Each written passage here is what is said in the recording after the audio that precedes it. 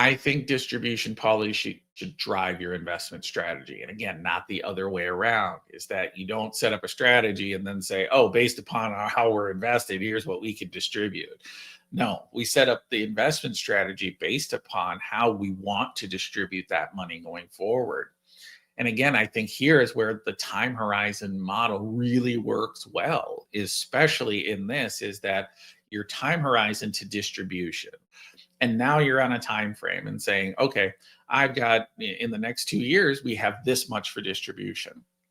Well, the investment strategy for that should be very different from the person who is maybe 1 year old or you're just born and being part of the miners trust going forward.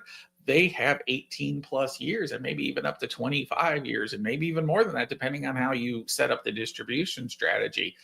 But they have a very long period of time. So that should be invested very differently than somebody who has very little time before they get their distribution, because you don't want to take the volatility risk, because that distribution is coming up in a short period of time. And you never know in the next 0 to 6 months, in the next 0 to 2 years, what the market's going to do. So when you have a shorter time frame, you want to be focusing on capital preservation, keeping those assets in place so that we don't lose a lot of money before the distribution. Low volatility, low risk, high liquidity. That's what you want to be looking at in the short term. In the long term, should be absolutely a growth oriented allocation. But you can go through those, because over longer periods of time, the market and stock market and alternative investments have been the best way to grow assets going forward.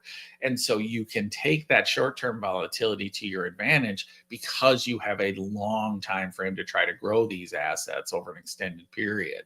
So you should be doing things that are growth oriented. Again, a greater tolerance for market volatility and strategic liquidity. You can do some things that are very liquid, like the stock market, or you can do some things that are less liquid, like alternatives and private investing as well. So there are a lot of options when you have an extended time frame to try to diversify yourselves to grow that pie over a longer period of time. And then why I didn't talk about the middle is that middle frame tends to be where you have a more balanced approach, a little of the safety and a little of the growth blended together in the proper fashion based upon that time frame.